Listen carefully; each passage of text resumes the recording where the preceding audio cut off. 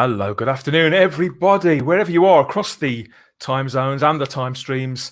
We're back with more Type 40 Live this week, coming at you from out of the vortex. The wind is beating at the door, and there's a little bit of snow. Snow is in the air here in the Black Country, near enough to Birmingham.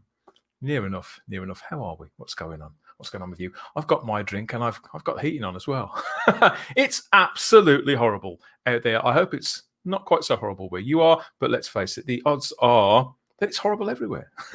Let's cheer ourselves up a little bit with some casual, silly Doctor Who talk on a Tuesday afternoon. Streaming, of course, to the YouTube channel, the Type 40 Facebook group, and wherever I'm beaming this to. Afterwards, you could be listening, you could be watching, wherever and whatever. Welcome back. And let's see, we have a thriving and bustling live chat as usual here. Who's here so far? Hello, everybody. Hello, Lord Thoth. Hello, everybody's doing great. And Megan Eurobyte. Greetings from the Dalek factory. Have they taken over yet? This is what we need to know. How do we know that you are really Stephen? How do we know it's really you? Who else have we got? Disaster Area. Welcome back, Disaster Area. We think we missed you last week, didn't we? Good to see you. And Jonathan Cox. Afternoon, gang. Afternoon, Jonathan. I like your icon there. What does that say? It looks. Is that in Klingon? Wrong franchise. Vanessa Law. Hi, everyone. Nice to see you. And hello to everybody else there. Oh, this is what I like. It's very, very cozy, isn't it? We need a big table to all sit around. I think if this is your first time here, you're wondering who they are and who I am. I'm Dan Hadley, of course, Birmingham's King of the Geeks and your designated pilot throughout this live stream. We are Type 40 and this is Type 40 Live. This is the stuff that we do live to cheer ourselves up as we're heading towards what you could call Hump Day.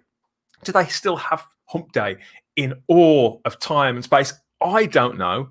You would think there'd be a law of time against it, wouldn't you? You would think that by now. I wonder if he knows. Let's ask, the first of my friends to bring to the console room. Let's ask Barnaby Jago. What do you reckon, Hello. Barnaby? What do you reckon? Do you think they have Hump Day on Gallifrey? What is Hump Day? I don't know what it is.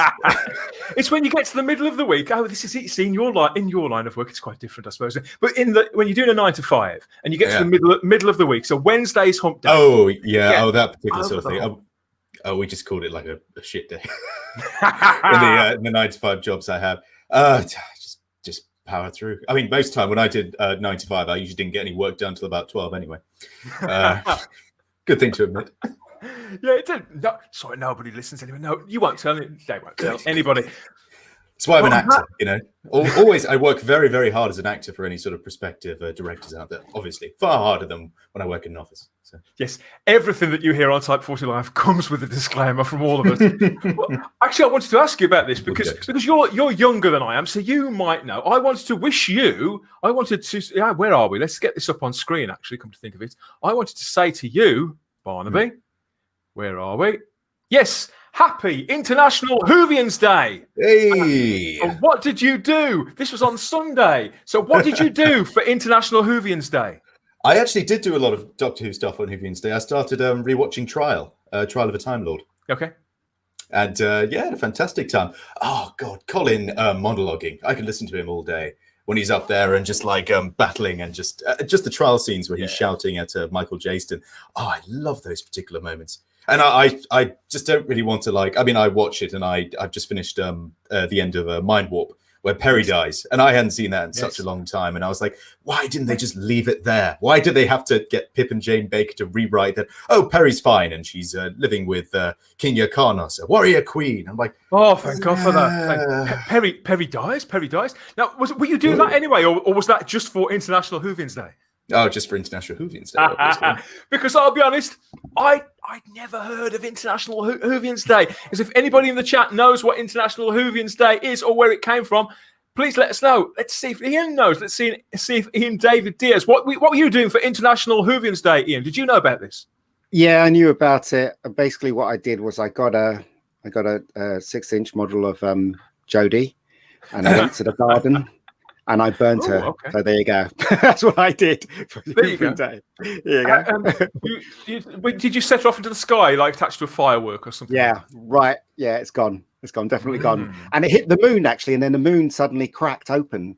And a big spider came out and another egg came out and stuff like that. What's that all about? What popped out? Who else have we got? We've got, never heard of it. Yes, never heard of it before. Only day I know is the 23rd of November. So it's not just me that's never heard of it either. Let's see. And you're a Doctor Who fan. And I'm a big dog. I thought I'd heard it all. I know somebody who's. I'm not going to say that. You'll kill me. Let's just bring him in. JT, have you ever heard of International Whovians Day, mate? I have never heard of it, and I wouldn't get involved with it because I can reveal now, live, I hate the term Whovian. Should have called it. It's like a Hoover, isn't it? Hoovian. I didn't like it in the 80s, and I certainly don't like the term today. So, blah. Bring everything down. Hello, Facebookers. Hello, Facebookers. I love it. Hey. So, Barnaby, have you got any preferences? Whovian, Hoonatic? Which do you prefer of the two? I've always called myself a Doctor Who fan. Yeah, no, I've always called myself a Whovian. I've always referred to myself as a Whovian. Never call myself a Whovian. Well, I was there. I really like it. I was there when this term was bloody brought over from America, and it's another one of those because American fans. And no disrespect to American fans, but if you take any, it's your problem.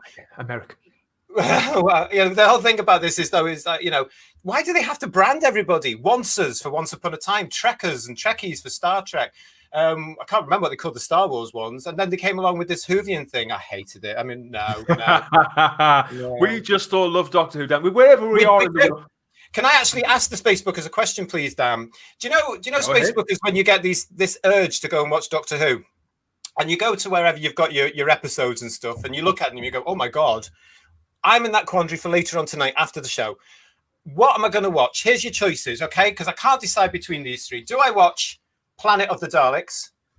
Right? Planet of the Daleks. It's a commitment, 6 episodes. Oh, I know.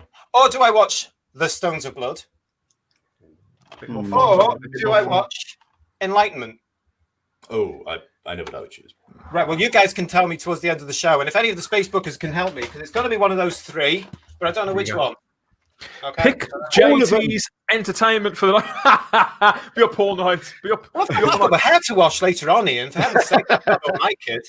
But no, you've got to go for Enlightenment. Which one of those? Because, it gets to that point now. I'll just watch what somebody tells me to watch out of these things. So tell me what to watch. Thank you very much. We have, people are suggesting other things. We've never got Megan Eurobyte says Enlightenment there.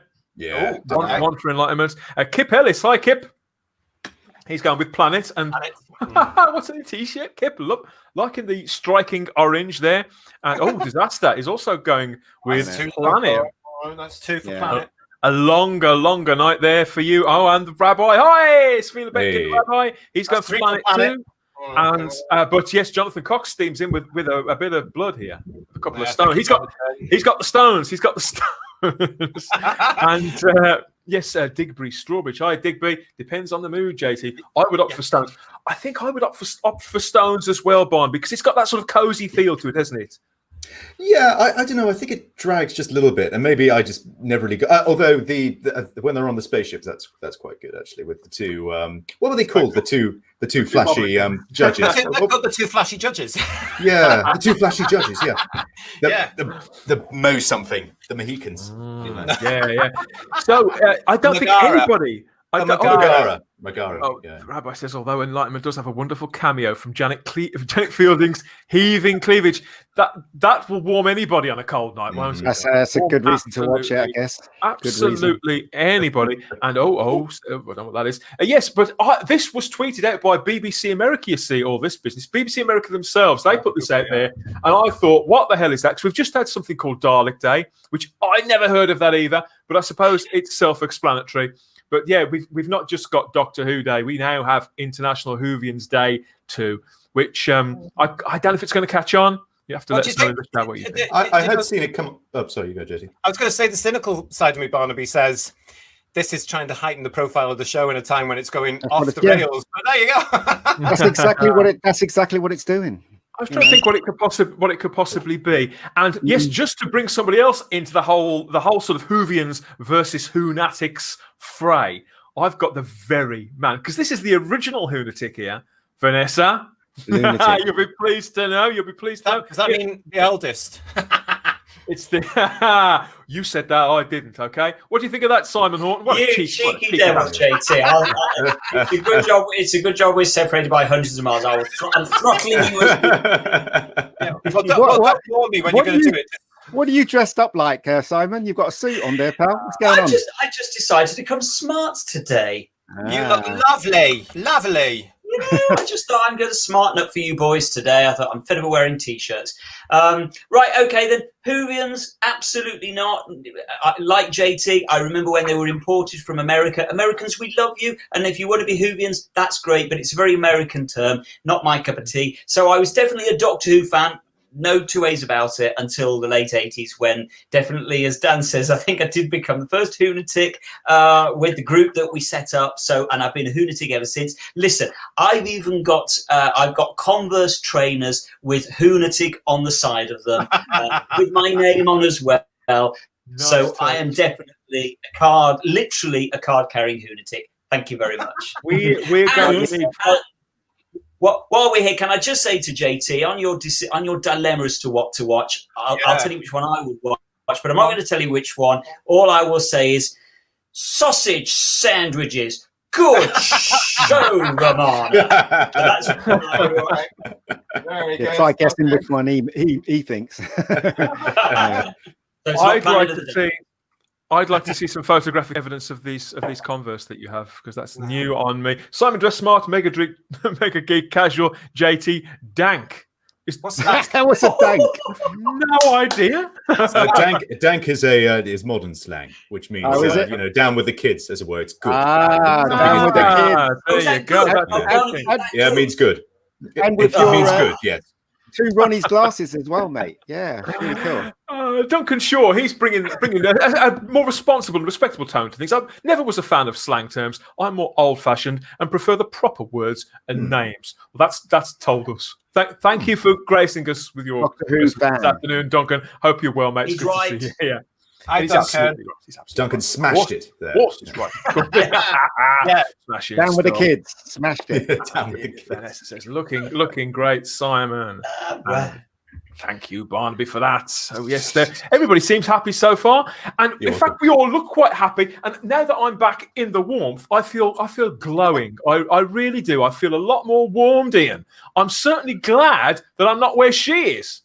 Yes, this is Jodie Whittaker, who apparently plays the Doctor in Doctor Who, and she's filming. Doesn't look happy, does she? She doesn't in look what happy. Looks like she doesn't look happy at all. Would you be?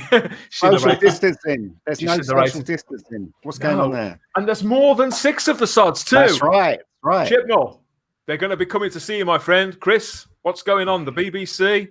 Yeah. Yes, you're going to get a knock at the door from our friends.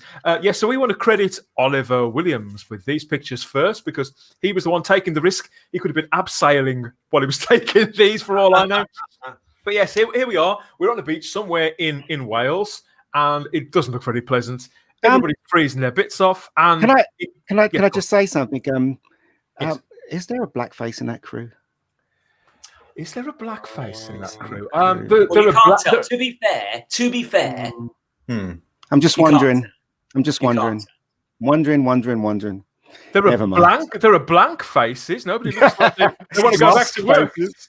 Dull faces. There's certainly no social distancing going on, but maybe they're just testing their eyesight. Who knows? Yeah. Do a barnard. That's another bit of slang. He's going to go and do a barnard. Could well be. But what I wanted to know, I mean, obviously, we're all really excited to see Miss Whittaker back on location there. I'm palpitating. Punching the air. But I wondered, who's excited here about seeing the Weeping Angels back? No. Barnaby, are you an Angels fan? I am an Angels fan. Whether or not I'm excited to see them in the current situation I will reserve judgment until it happens. But Blink is still one of my favourite episodes. Well, I've got some good news for you, Barnaby. Because they can't speak, even Chibnall can't make them say stupid things, can he? Oh, he'll find a way. He'll find a way. No, he will. He'll change the history of it where it starts talking and walking around. That's what he would do. Made of plastic. That's what he's going to do. Oh, no, they won't be made of plastic because they're near the sea, you see. Simon. Oh, sorry. Yeah, because that's very environmentally unsound. What are your instincts about this one, Ian? It's probably going to be rubbish. I'm not going to be watching it anyway, so I don't care. You know, that's my instincts on I it. thought so too. But I know, you see, because obviously in the annals, you have to be careful how you say that. In the annals of Doctor Who and Doctor Who monsters, I think that the classic show still has the wealth. It's overstocked with the icons, doesn't it? And new Doctor Who has created very few that have sort of entered the pantheon of the true greats. And I would argue that the Weeping Angels are probably one of them. I love the Slovene. Oh. I do. I love the Slovene. Are you a Weeping Angels fan, JT? Oh, don't ask me. Don't ask me. Going well, isn't it, everybody? Going well. I think Blink is a modern Doctor Who classic. However, as you may be aware, I am very wary of this continual bringing stuff back. I prefer to move on and move on and move on and forward. Totally this is one of the reasons, like last week, I wouldn't want to see Paul McGann back, even though I love Paul McGann. I want to move on and move on. And sometimes because of budget cuts and stuff like that, it might just be easier to go to your wardrobe and say, oh, what have we got in here? And shall we write a story around that? Which happened a lot in Moffat's era, and now it's happening again. Some things I think have their time. Some things have their time. And I think it's possible because as well, I was brought up, obviously, with Pertwee and then Tom Baker. Now, even the Daleks only appeared twice in Tom Baker's run. But you know why they're doing it, JT? You know why they're doing it. It's because the ratings are going down. They try to bring the us audience back to this absolutely crap version of Doctor Who. That's why they're doing it. You know, and quite frankly, right, I think real Doctor Who fans should be ashamed of themselves. They're watching this iteration of Doctor Who. Do not watch. That's what I say. That's democracy for you, as the fifth Doctor. I guess. Playing devil's advocate for a while, just trying to think from the program maker's point of view. And I think you get this with a lot of the big cult shows. I think they probably get this on I was going to say Star Trek as well. But they probably get them on the other big shows when they've been running for a long time. People, on one hand, Simon, people want to see the old monsters back because, you know, in some respects, why be in that fictional universe if you're not going to see some of the texture and some of the scenery of that? But as JT says, it can be used as a crutch for when they haven't really got many stories to tell, or something in this case that they want to deconstruct and destroy. So, but you can see why they're Doctor Who, so they want to look and feel like Doctor Who, but they want to. It must be difficult to strike the balance. Well, I think it's nigh on impossible to strike the balance. I mean, going back a little bit, I agree with Barnaby. I think Blink is absolutely genius. I think it's one of the best of the post 2005 run period. That's it. I think it's just absolutely up there. And I think it's by far who was it Moffat that wrote it? Yeah. So it's by far the best Moffat script. And to this day, I am so gutted that they didn't get Carey Mulligan in as a companion, because Carey Mulligan and Sally Sparrow was just the best combination, and I just adored her, and we should still have had her as a companion, and they missed it. They literally let her go. That aside, I honestly don't think the Weeping Angels have ever been used well since Blink. They worked in that one story because they were a device to tell that story. Trying to now graft them in, the more Weeping Angel stories you tell, the more the characters, as in inverted commas, begin to fall apart. They don't work. They don't stand up to closer examination. In the same way, the Daleks suffer exactly the same way. You look at the original Dalek serial, and the characters make sense within the setting of that story on Skaro. Once you start taking them out and they're taking over the universe, they start to fall apart as characters. And to me, the Weeping Angels are the same, and probably just about every Doctor Who monster is the same. The more you explore them, the more they fall apart, and the more you pick holes with them. So I agree with JT. To me, let's just keep reinventing. Let's move on. Let's create new stuff. Yeah, but you saw what they did when they created new stuff. The man with the teeth on his face. What the hell was that all about? You know what I mean? They're not going to get any better than that. Maybe I should. Okay. Ian, what I should have said is, let's start creating good new stuff. Well, that's the situation, because I look at modern Who from 2005 onwards, and you know, there is a danger there. I mean, when it goes eventually, which could be any day now, and then it could be brought back in 10 years' time, you just know they're going to go to 1963 to 89 to bring back Daleks, Cybermen, Sontarans. You know, they may look at the Weeping Angels in 20, 40 years' time, but there's nothing that's really had, I would argue, space bookers can let me know what they think of this. That real impact from the modern world. I mean, are you going to bring back the Jadoon or the Slitheen? No, they haven't. They haven't. Would you though? Would you in 25 years, Simon? I'd say and that's why they still keep coming back to the Daleks, because they've genuinely never topped the Daleks and the Cybermen. I think the Ood come pretty close to getting it, but they're not quite there. I like Colin's idea. Angels, if we were talking about Cheryl Ladd and Jacqueline Smith. Oh, those Classic memories. Yeah. Barnaby doesn't even know what we're talking about, do you, Barnaby? Hello, Paul. Hello, Paul. Too young. Hey, Paul.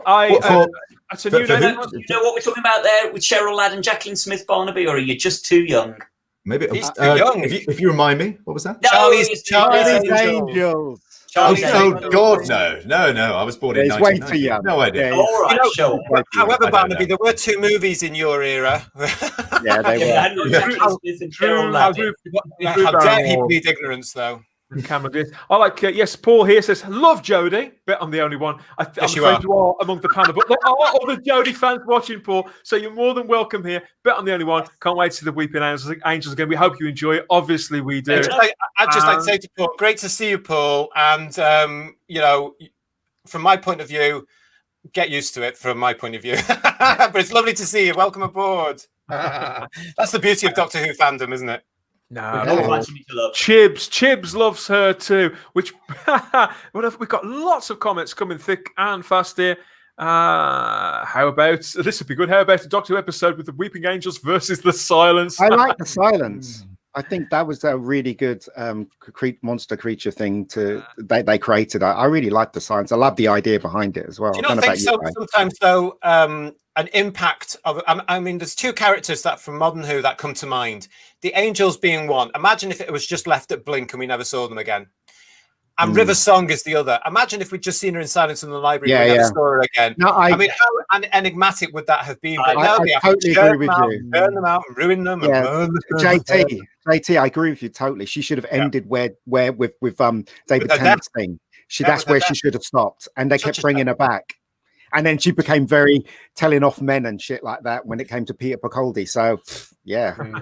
We have a comment here. The enemies in Classic Who were always worth bringing back. The Weeping Angels were a one-hit wonder. The novelty wore off very quickly. They still look great, though. But that's where it ends. The idea of them, the concept, the way they look, it's still very striking. I'd probably agree with that. Mystery Facebook user, reveal yourself, as they say on Take Me Out. Is that still going? I don't know.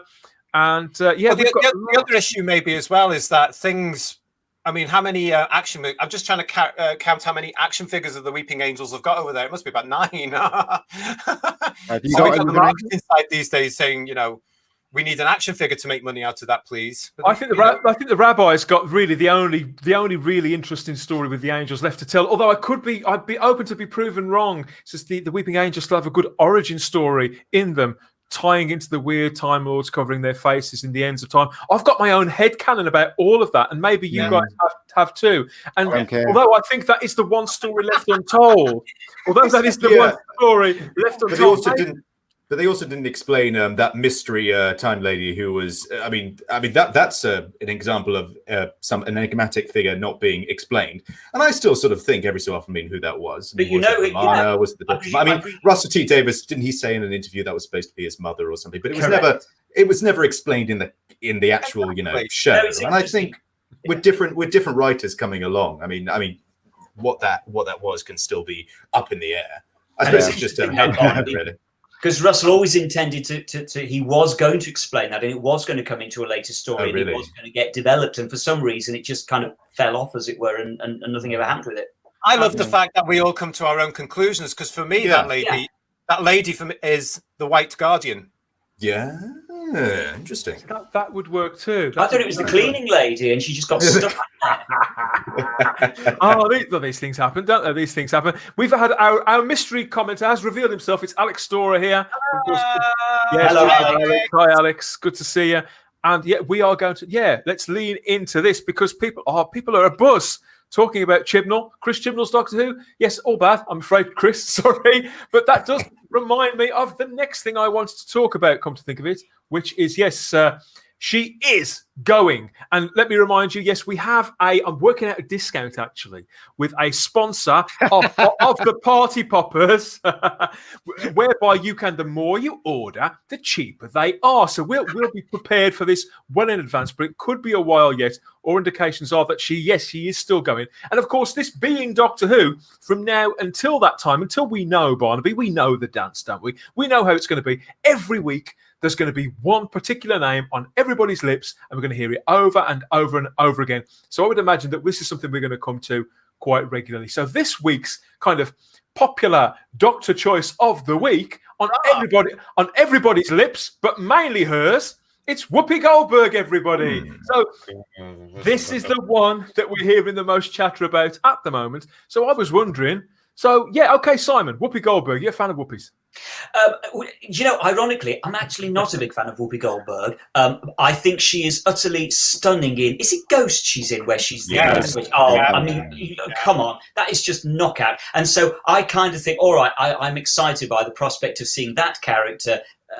That characterization as the Doctor, I think it's a cracker. But I'm not an enormous fan of her. But I kind of think I can see the logic of it. And I know that Whoopi Goldberg's name was bandied around before Jodie Whittaker was cast. And we ended up with Jodie Whittaker. So being brutally honest, I know who I would prefer and who I would personally have cast out of the two. And actually, Whoopi Goldberg, let's be honest, it would certainly knock the show back up in the eyes of the public. It would get people noticing again, and it's the kind of thing that the show needs. So actually, I'm giving Whoopi Goldberg a thumbs up. Yeah, she's obviously she was great in Star Trek as Guinan, but it was a very small part, wasn't it? And there's been several films, mostly comedy ones, but there's been some standout dramatic performances. She can definitely straddle the two things. And although she's a woman of years now, it has to be said, I suspect she's around 60, 65. I'm not entirely sure, but I think she's still got natural charisma. She's still got this appetite for acting, for her craft, and she's been talking about doing this, I'd say, probably for about the last 4 or 5 years, Barnaby. This isn't the first time she's thrown her hat into the ring, is it? I actually have no idea. I haven't even heard of Whoopi being used in any of it. I wouldn't say no to it, though, because I'm a big fan of Guinan, and I think she was great in Star Trek. So, but again, it just depends on the writing. I mean, if someone a good actor like Bradley Walsh comes in, can do what he can with the writing that's there. But I mean, it'd be fantastic if Whoopi is there. But if the writing and directing is not up to scratch, it's just gonna. I mean, and also it's a dangerous thing for an actor to go into take the main part in a show which has terrible writing, because it can damage their career a little bit. So she may have to balance that up. I know that Dan, you're right. She definitely wants to do it, and she talked a lot about it a few years ago. She say wanting to do it, but I can't help thinking you're right, Barnaby. I think she's the kind of person that if she did get cast, she would want to have some sort of input into the scripts and how she was going to be playing the role. She's not going to be Jodie Whittaker, who just basically gets given the script and reads the lines. So I'm not sure as it would ever work, simply because I think there might be a clash with how much she was prepared to let the production team mould her, if that makes sense. Yeah, she strikes me as somebody who's not necessarily a diva. For all we know, she may be, but she may not be. But she is a really, really big star. She's been around a long time. It says here that she's 65 years of age. And we know that she talked about this on David Tennant's podcast. She was in the first season of that. But here she talks about speaking to Tom Baker. It said last week, Brit Jodie Whittaker revealed she was leaving the role after 3 seasons playing the female Doctor, all that stuff. Now Whoopi, 65, has told she recently discussed plans to take on the job with 86-year-old Tom Baker. She was speaking in the latest January edition of SFX magazine. She said, "I was lucky enough to speak to Tom Baker about it. He's the Doctor I know best. For me, Tom Baker was the best Doctor. Of course, the younger Doctors are good, but when it comes to the older Doctors, it was always Tom Baker for me." So she's a woman of taste, everybody. A woman of taste. I have to be honest, looking at that photo, I'm really sorry, but becoming very ageist all of a sudden, I suddenly think, oh, maybe she is too old now. Maybe she's just past it. Bless her, much as I think she would have been great. She could be too old now. And I do just want to correct this as well.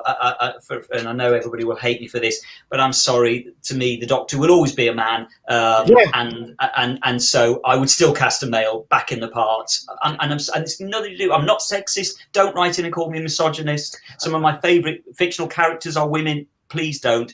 But to me, the Doctor is a man. Sorry. Look, she's wrong. She's completely wrong for the Doctor. The Doctor is not, I'm sorry to say, right, and I don't mean no disrespect, is not an older black woman. Yes, you could say that she could change and become that, right? But I don't believe that's the right course to take. Personally, I think the Doctor should be a man. I think what's interesting, Ian, and I'm noticing this more and more. I'm not even white. The decision on who plays the Doctor is now less about what is right for the role and what is right for the story, politically, and the narrative, and it's become what is right for politically. What is right politically? That's what they're trying to do. The 21st century. And I think that's a real shame that the decision is being made for the wrong reasons. It's not being made for the good of the show and the good of the character and the good of the narrative. And Ian, actors, as Alex says here, actors can be too famous for this role, can't they? Yes. It's like if they didn't cast Christopher Reeves as Superman, say they cast Robert Redford, because I know they were after Robert Redford at one point. It would have been Robert Redford. It wouldn't have been Superman. So they cast an unknown like Christopher Reeves. And now we know Christopher Reeves is Superman. And it's the same thing with the Doctor, with Matt Smith. I would always know Matt Smith as the Doctor. You know, always Tom as the Doctor, always Peter as the Doctor, even though Peter was kind of in the film business before he became the Doctor. But still, you know, these are the kind of people you should be casting. Whoopi Goldberg is completely wrong, in my opinion. Joe Martin is completely wrong, in my opinion. I'm sorry to say, but that's just my opinion, you know. Can I say Paul has hit it on the head? He was always my top for a Doctor Who, Richard Ayoade. I think that would be... I don't think he's right either. But listen, Gary said... I picked it, Barnaby. I agree with you. I picked Richard Ayoade on our very first Type 40 live show that we did when we had a guest, a console room full of guests. We all picked our fantasy doctors and stuff. And I went... Richard Ayoade was one of my choices. I hated the idea for years and years and years, and I've really come round to it. So, I still believe. I still do. Guys. Don't you find that he's made the Crystal Maze completely unwatchable because he has? I'm afraid. I've always hated it anyway. So don't. You'd have to pay Richard Ayoade. You'd have to pay him extra money to get him out those bloody clothes. I like the clothes. I think the clothes are very doctorish, actually. He wears the same thing all the time. If he plays the Doctor, he has to play the Doctor with glasses all the time. If he takes his glasses off, he looks completely different without his glasses. So, I mean, that's just one odd thing about casting him. Two, he's not right. The Doctor is, I'm sorry to say, someone from Cambridge. You know, that's my favourite Doctor. You know, we've got some good picks here. John Pertwee, you know, Tom Baker. I'd like an unknown. Certainly, I'd like an unknown. And an unknown, it'd be cool. Yeah. Alex has got a couple of good picks here. How about Ben Whishaw or Adrian Lester? Ben Whishaw. Isn't he cute? Ben Whishaw. I'm with Ben Whishaw on this one. I remember saying this months ago. Ben Whishaw would always be my first choice, but he's too big now. He's way too big a star now. Good actor. Adrian Lester. He campaigned for the part as well, didn't he, JT? Yeah, I think he'll be good. He's the guy that was in he was in Hustle, that BBC TV show Hustle. Okay, nobody knows that show. And he's a fan. He's a fan of the show. Yeah, he'd make a really good Doctor, in my opinion. He'd be the first black male Doctor, and he'll make a really good Doctor. He would be absolutely awesome, in my opinion. And yes, sorry, yes. Olivia, good to see you. I guess who said that? Robert Carlyle. Hi, Daniel. Nice to see you. Great suggestion here, Luke Treadway from the Rabbi. I would go for Luke. Yeah, I like the idea of Luke Treadway because he's a talented actor. He's like Matt Smith in a sense, and the pals as well, I believe. But he's got that ability to be able to form a character, and that's an actor's role. To get a script, look what's laid down on the type, and form a character. And I think Luke would be able to do that. Plus, he's got the energy, he's got an understanding, he's aware of Doctor Who's mythos, and he's not bad looking on the eye, which would help the show as well. Because you're right, Simon, it's such a shame now that we're going down this whole thing about diversity higher. And that's what makes me laugh about the whole Whoopi Goldberg thing, because firstly, it's shocking that we're still continuing this thing. It's been proven now. The Doctor is not a female. He is a male. It's been rejected by the British public. I don't give a toss what anybody says. That format has got. And also, the biggest thing is the Doctor cannot be played by anybody else except a British actor. Yeah. It's the BBC that produced this thing. I think also for me, it goes more than just sort of political correctness as to why they're casting certain people. To me, it's more, it is literally about that they're just looking at it in completely the wrong way. In that, Tom Baker would never be cast now. Nobody would ever cast Tom Baker. He looks wrong for the part. If you know what I mean, they'd look at him and say, no, he's too tall. No, the hair, no, he's not good looking enough. This really bothers me. The wrong reasons are being made now as to who we cast the Doctor. And we saw the backlash with Peter, didn't we? When Capaldi was cast, we saw a certain element of age group of fans there saying, never watching again. And it was exactly because of that. And it was the right decision to cast Peter. Sorry, Dan. Yeah. I'm with Charlotte here. I've always liked Aidan Turner for the part, but the problem is I still really wanted to be the next Bond, Charlotte. So maybe not. But I think we have the final word on this subject, at least for this week, has to be with who suggests the brilliant. This is genius. If it's all about politics, how about Diane Abbott of the Labour Party? She is a woman of colour, a politician, and she's very bad at maths. That could be her gimmick, couldn't it? She could be very forgetful. Bless her heart. Yes, of course. Hi, Diane. If you're watching, how about Daniel Radcliffe? Radcliffe, yeah. No, he actually might make a good Doctor. He might make a good Doctor. Superb. He'd be superb. I don't think he would be at all. Don't agree with that at all. No. I do. We've got to agree to disagree. But I think he, if he was given the shot and if he really wanted to do it, I think he would make quite a good Doctor. But all the baggage that comes with the fact that even though he's done some lovely turns elsewhere, he's still Harry Potter.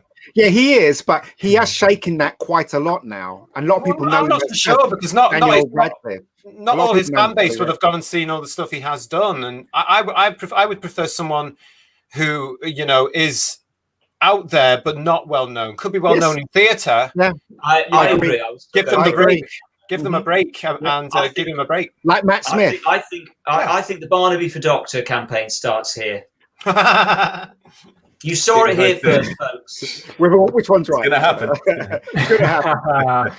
Just you remember us when it does, Barnaby. Yeah. I'll still be coming on the streams, We don't leave you guys premieres. We don't want you on the streams. We want to be coming to the premieres and said definitely. I have two people who would definitely vote for you too, Barnaby. I reckon these would be all up for that. These two, John Levine and Katie Mann. I reckon they'd be on board. This is they're back. They were back in Aldbourne a few weeks ago. I think just before Christmas, filming special features for the season 8 Blu-ray box set, Simon, which is only about 6 or 7, 8 maybe weeks away. March the 8th. Apparently, it's now been announced supposedly that it will be it'll be out on March the 8th. March the 8th, yeah. Apparently, look at John. Call that April the 15th. Look at John there, like a boss, isn't he? It looks like he's got massive man. Yes, love it. Anybody ever been to Aldbourne? I never have.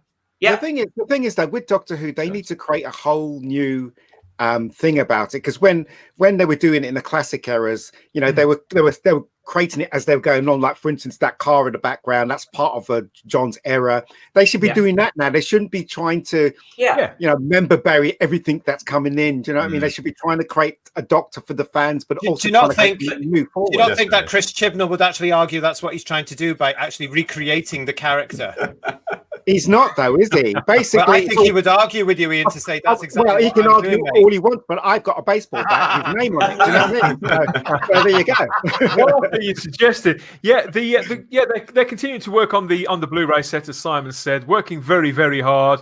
And people like Chris Chapman, he tweets out these pictures very kindly, including this one here. And I want to show you this one in particular, Simon. There's Frank Skinner, who's been announced. I love Frank Skinner. That's brilliant. Everybody Brilliant. loves Frank Skinner. And he was great. He was great as Perkins. Absolutely brilliant. I wanted him to be the companion. I wanted. So did I. He offered, and he's like, "Oh my god, we're gonna get Perkins in," and then no, he decided. And also, right with the Perkins character, he was very intelligent. He was clued in. He knew if he went with the Doctor, he was screwed. Do you know what I mean? More importantly than any of that, he used to teach at the college, literally over the road from where I am now, and drinking my local just half a mile away.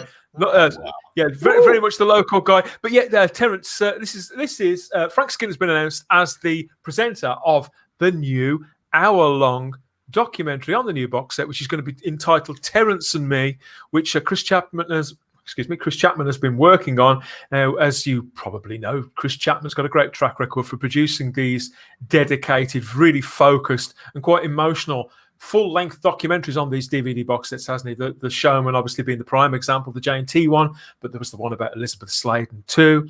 And of course, we lost Terrance around 18 months ago, didn't we? And this is something, another labour of love on Chris's part.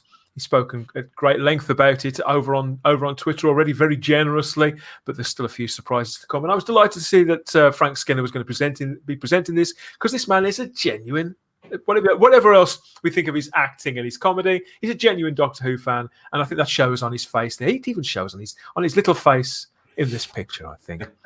Very much looking forward to that. And another surprise on the box set, Simon, is they brought this guy back. I wondered if you'd heard about this. The original, I've forgotten the actor's name. Anybody remember? Oh, now you've asked. From the Demons. Yes. The new sword from the Demons. Oh god. Oh! I could run upstairs and get a book to remind me, but I can't remember off the top of my head. What a nice touch that is. Obviously, when was the Demons? That was 1971, so 50 years ago this year. And gamely back in the same role for some of the fiction bookends to a couple of the features and things. It's going to be a lot of fun, just like all the other sets. And although we're told we haven't got a set in stone date for that yet, obviously they're working their hardest. David Simeon. What's that? Sorry, David Simeon. That's who. That's it. Of course it is. And in the run-up to the release of the box set, we've already recorded a dedicated, exclusive kind of preview of the return of the Blu-ray range with a very, very special guest from the inside of all of this Doctor Who and media. So you look forward to that in a few weeks' time. Let's see what's going on in the chat. All hail Terrance Dicks, what a legend. Yeah. No arguments here, Daniel. No arguments at all. PD Rich says, it's a shame Uncle Terry passed away. Would have loved to have heard his sweary retort. Oh, can you imagine? Oh my God, can you imagine? Oh, please.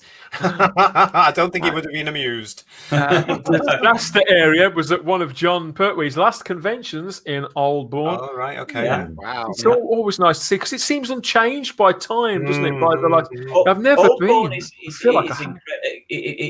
I only went to Oldbourne a couple of years ago. Might even have only been. No, it certainly wasn't last year, was it? No, it was 2019. And it's the first time I've been, and it is incredible. Anybody that hasn't been to Oldbourne, I would really recommend, when COVID lifts, go to Oldbourne, because it hasn't changed a jot from 1971. Yeah, you have to big it up to the residents of Oldbourne, because they're very friendly. But I think what they suddenly realised, especially in the 80s and 90s, was suddenly they were a tourist attraction for people from all over the world who were Doctor Who fans. And I think they've kept it intentionally the same. And good for them for doing it, because I've been there two or three times, I think. And you go into the pub and you can have a bit of lunch or whatever, and you can speak to the locals, and they're generally delighted to see you. And I say good for them, and what a lovely place to go and visit. Absolutely, and all of the little spots that you find in Oldbourne are so recognisable, and then they're all right there. You won't get to Oldbourne and say, "Oh, what they're filming." Where am I? No, believe me, the minute you arrive in Oldbourne, you step right into the Demons. It's not a disappointment. I mean, even when the show was off air.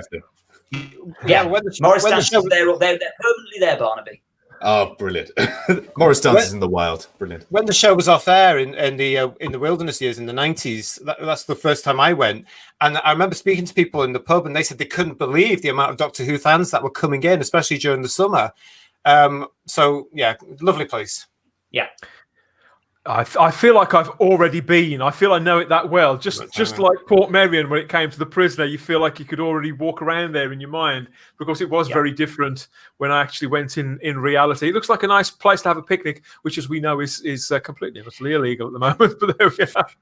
Yeah. We have, yes. Who else has been? Oh, I still love Terrance's story about Alpha Centauri. I think that is. Is that right? It must be, yeah. Alpha Centauri must be. Duncan Shaw said Terrance Dicks wrote the best Doctor Who stories.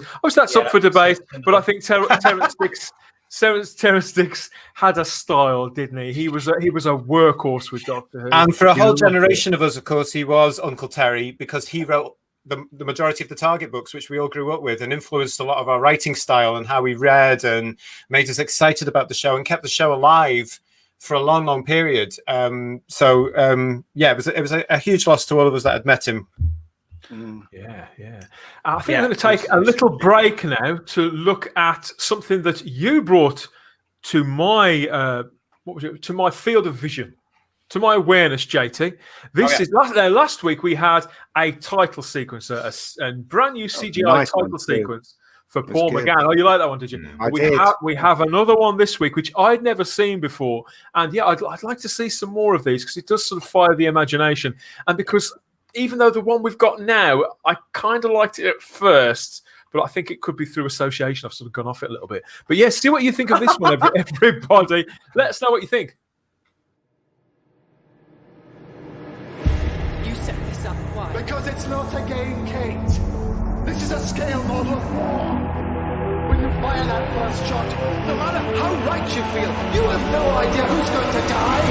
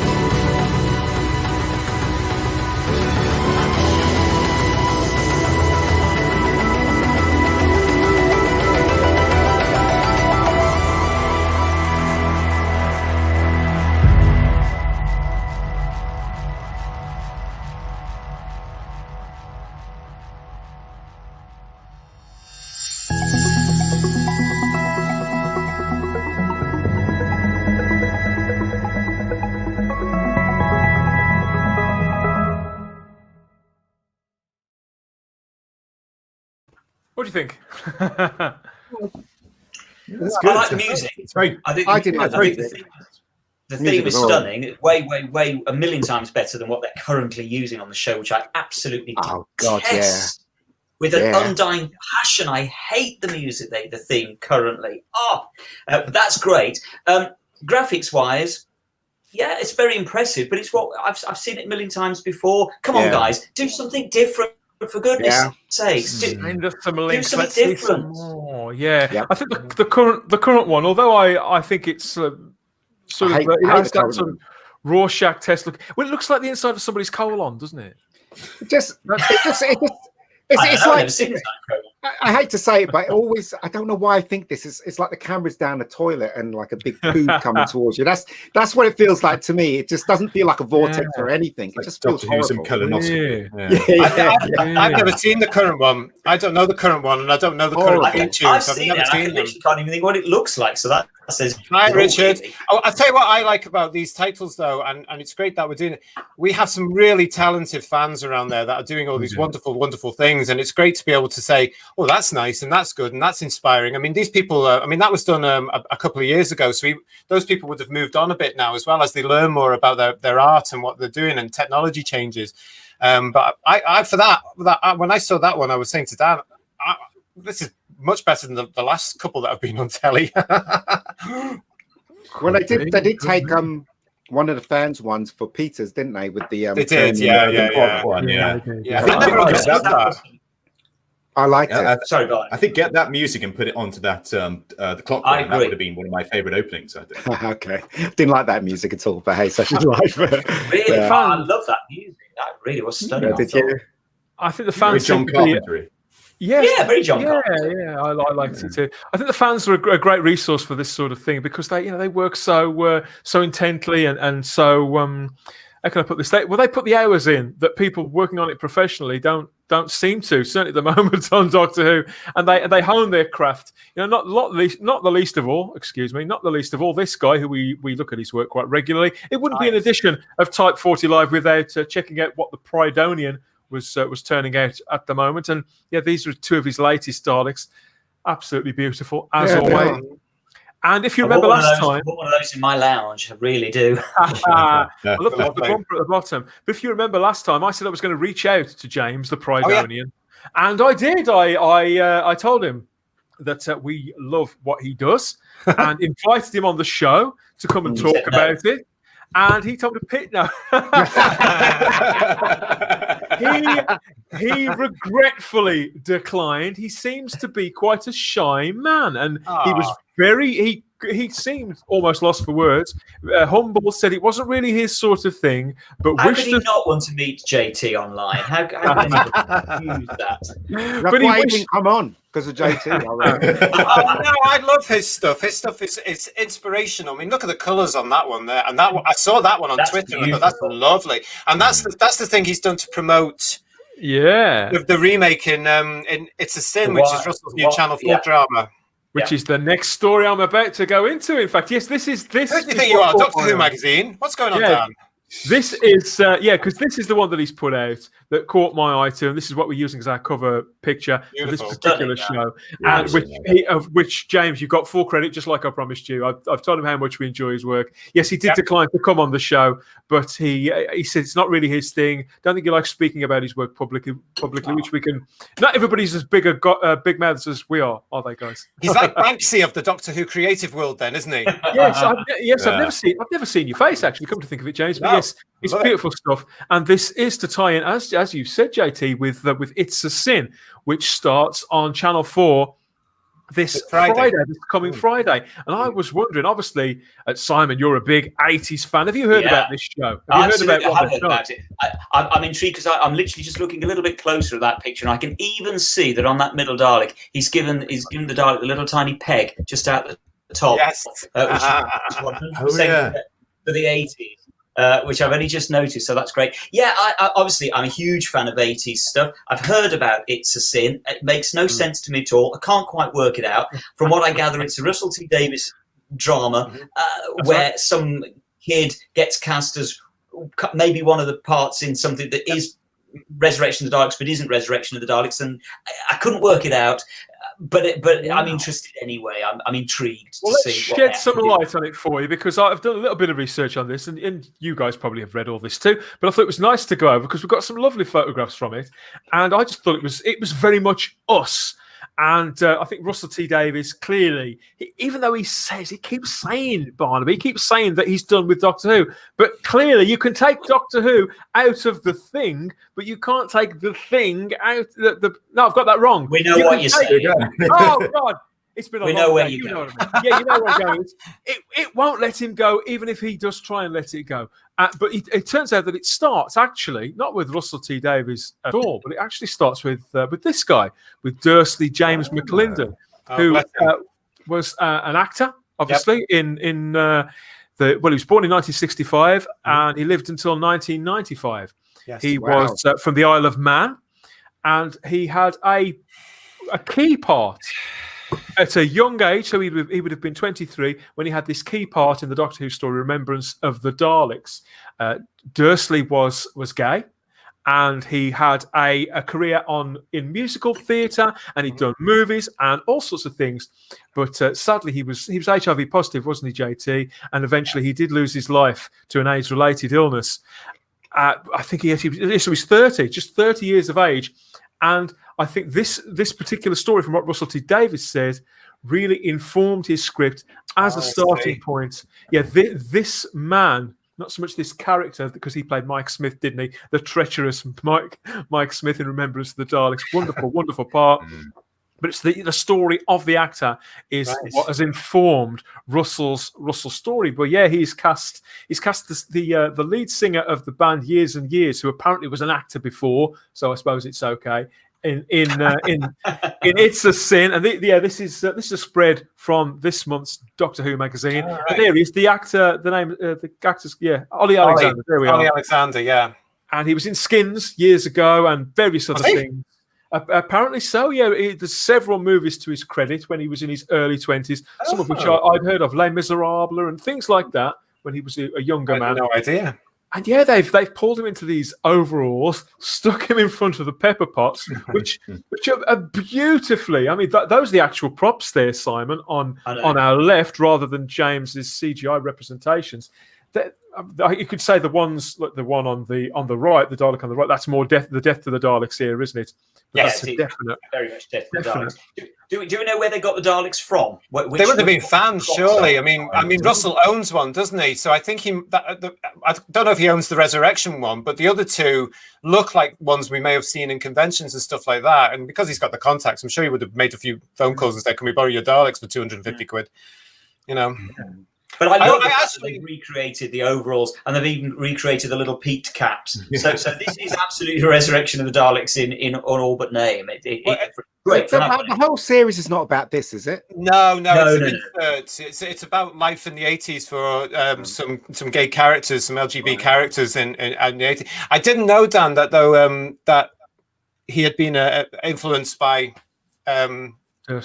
Seriously. Yeah. I didn't realize that puts a different slant on it, because when I saw Russell had put this into that, I thought, oh god, here he goes again. But I'll watch it and see what it's about. I've watched everything that Russell T Davies has ever put on TV, except for Queer as Folk. Actually, I've never seen that.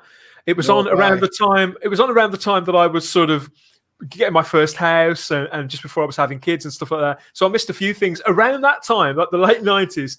I've got the DVD, just never got around to watching it. But I watch everything the man ever makes. And obviously I haven't... Second Coming. I've seen it all. I've seen absolutely everything. But some of it's better than others. But in this instance, obviously I'll have to wait for the DVD release because I haven't got a TV license. But yeah, I mean, it's on the BBC. No, it's Channel 4. Russell's gone back to Channel 4, and I think it's ready to watch it as well, isn't it? But do you know what? You can watch it, I think, if it's not live television, can't you? Yes, you can watch it. No. You can watch it apparently on that service All4. That doesn't count as broadcast TV. If you can get it on your tablet and stream it. No, it's only live television, Simon, that you can't watch. No. I'm sorry to contradict you. No, you cannot watch any catch-up television. You can't even watch YouTube without a license. So I'm not kidding you. You cannot watch. I'm not kidding. You are not allowed to watch YouTube without a license. They've got you by the short and curlies. No, you can't watch any catch-up. That is nonsense. That's not. You can't watch Netflix. You can't watch Amazon. You cannot watch anything without a license. You can. You can watch Netflix and Amazon Prime without a license because it's nothing to do with them. It's streamed. Trust me, JT. I know. I've looked this up only last week. Trust me. Go and look it up on the TV license website. You can't. You can't even watch YouTube without a license. We'll hold on. If that's right, then how comes when everybody's come off the license, they watch people are watching it without telling? Obviously, people might have different experiences, but I've heard. I think what it is, Simon. Because obviously I haven't got a TV license, but I do all of those things. This is something that the BBC, and it is the BBC. It's not. Capita doesn't really exist. The Capita put in their documentation to scare people off, to make them think that they can't do those things. That the disinformation in the documentation surrounding this is what drives people mad because I literally found it. Can I just quote this back to you? This is from TV license websites. The law says you need to be covered by a TV license to watch or stream programs live on an online TV service such as ITV Hub or for YouTube, Amazon Prime Video, Now TV, etc., etc. They're lying. I'm afraid they're lying. This is part of the problem. This is part of the problem. Yeah, it's absolutely. I mean,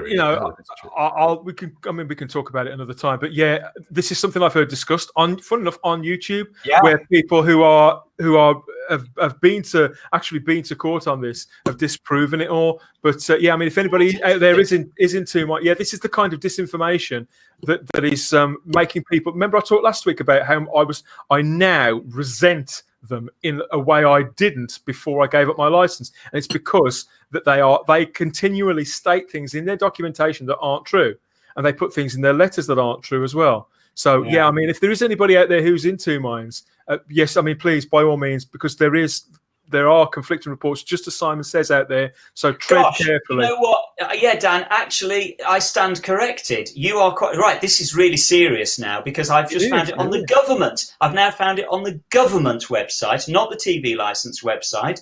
And it does you are quite right. It says you do not need a TV license to watch clips on websites like YouTube or non-BBC programmes on online catch-up services. So you are right. I am shocked. They are lying. They are barefaced lying. Well, we're not shocked. We're not shocked. BBC lying? What are you talking about? BBC doesn't lie. What are you talking about? I am deeply shocked by that. They are lying. But this goes back to the days where the BBC used to tell our parents, and people watching abroad are going to be totally bemused by this, but this is what the BBC does, folks. In the 50s, 60s, 70s, and even in the 80s, we used to get patrolling around the British streets, these little vans with what was an aerial on the top, much like the one in Remembrance of the Daleks. Yeah. And the BBC would tell the public there is equipment in there that will tell us that you haven't got a license. It was complete and utter nonsense, because in there was a little man who was... There's a little man shifting an aerial around in there. How are they getting away with lying on? I just don't understand how they're lying. For years. I don't know, Simon. JT, do you remember the advert on TV? They had an advert on TV with the van, remember? And Ian, not only do I remember it, but you can actually watch it back. You can watch it back on YouTube. Barnaby's thinking, were people really fooled by this crap? They were. Well, if it was like that, if I was it the van from Remembrance? Was that an actual one of those vans? That's like you stuck like a washing rack on the top. Or something.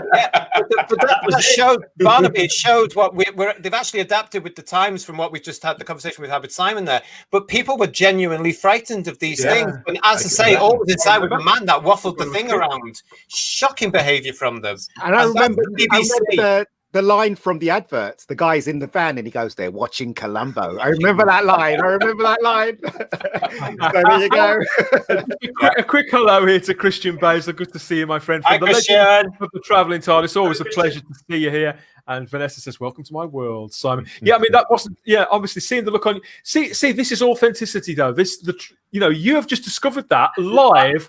I stand corrected. I was convinced because I'd looked it up on the TV licensing website. I knew what you could and couldn't do, and now I discover, looking at the government, that it's wrong. They're lying on that TV licensing website. I am deeply shocked. And it's because Simon is a responsible, law-abiding, and respectable member of British society. Like I work in TV. Majority. Like, and he works in the bloody industry, everybody. But this is what. But apart from that aspect, this is what the general public. This is who we are. We kind of believe what we're told, particularly when we see it in black and white. So when we are being lied to by you, Capita, by you, BBC, then we have every right to make the only stand that we can with our wallets, and to make that decision, that choice for ourselves, to take us back to that central place where we hold the power and we decide whether we're going to be your customers or not. That is the future, everybody. Yeah, absolutely. It's not going to go. It's not going to go anywhere. No, it's not. And with the results of the amount of license fee payers that are being cancelled every single day since last year, with the whole brouhaha that Britain went through last year, it's increasing all the time, because people are actually going to places like YouTube for accurate, independent, factual information. And Jonathan says he's cancelling his TV. Like, well done, Jonathan. Do you know what? Having just found that out, I am seriously going to go and look at cancelling mine. I'm so cheesed The BBC never lies, do they? They never lie, because live on video. I've been shown up for being wrong for something, and I'm angry with the BBC and Capita for doing that. So, but it's not surprising, because you've been informed from an authoritative source, from I trusted them. Authoritative source. You trusted them. I did. Stupid. I'm angry. What about the poll?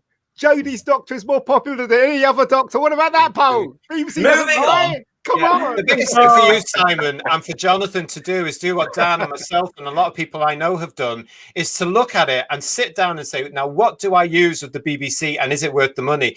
I don't watch anything on any of the BBC channels because it's all absolute rubbish. I do not use the BBC radio services. I do not use their online services. So what was the point in paying for it? And that's my choice. And as Dan says, we've got to bring that back eventually to be able to say we want the right to decide whether we want to buy this service or not.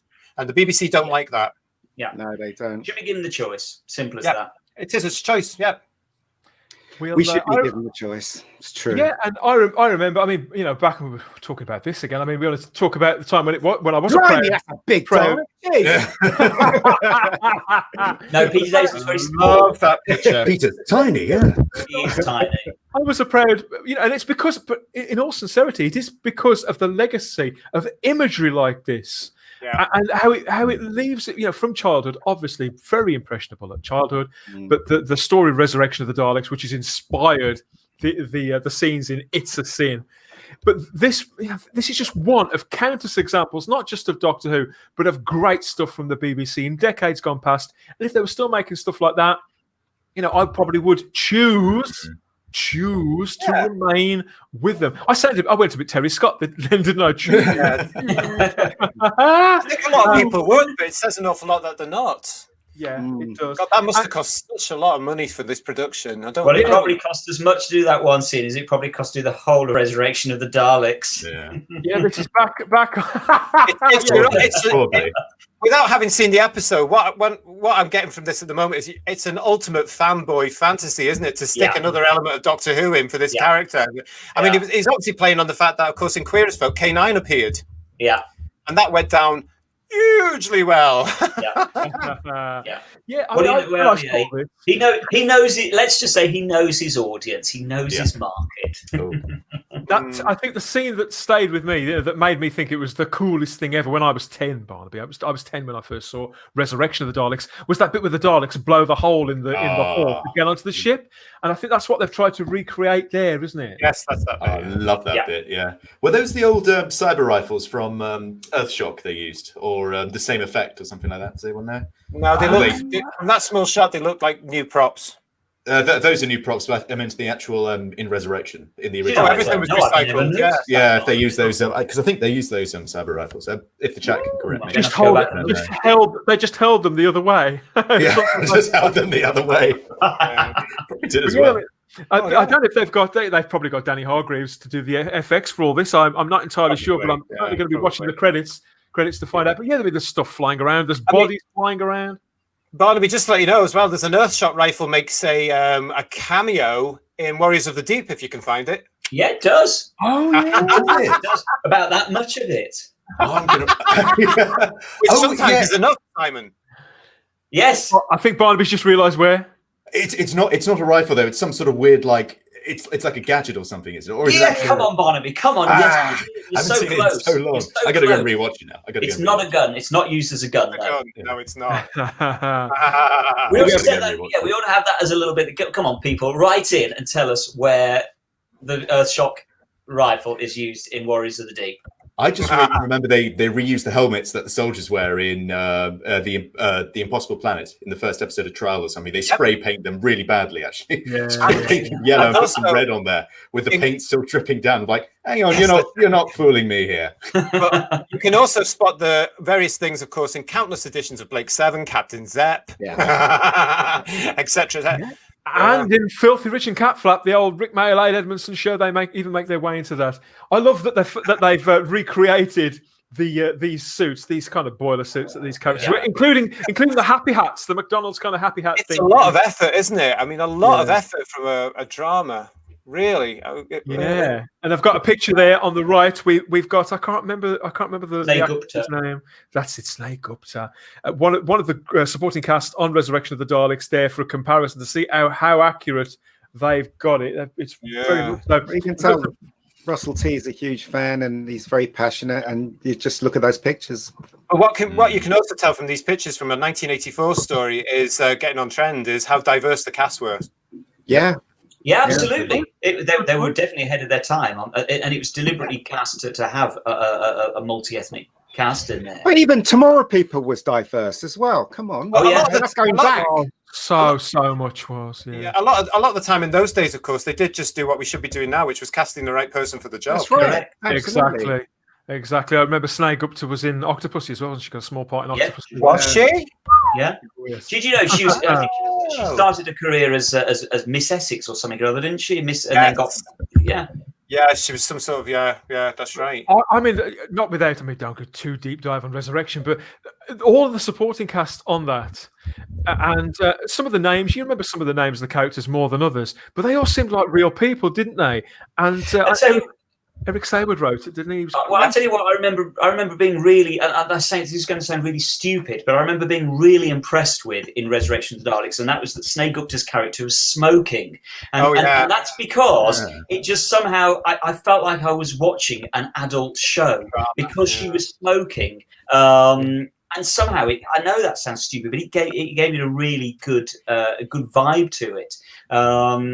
And made it feel like a legitimate show somehow. I don't know why. It suddenly stopped feeling like a kid's show for me at that age when I was, 16. Felt like it had grown up. Christian Basil says, so when are we all getting together with Elon Musk to head to Space Florida? I'll bring snacks.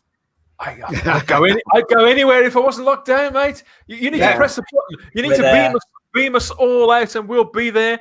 Alex Storer, Resurrection of the Daleks is my all-time favourite for all its flaws. It sparked my obsession with the Daleks. Well, there we go. It was definitely flaws. Well, I think the problem is it doesn't make a lot of sense. The story is very, very difficult to follow. It doesn't make a great deal of sense. It ties itself up in knots. But as a 16-year-old, again, it was terribly exciting to watch it. So it still stands up for me. I can't remember any flaws because I just remember thinking the Daleks are back and here's Peter Davison to deal with them. And of course, they were two double-length episodes as well. That was the thing.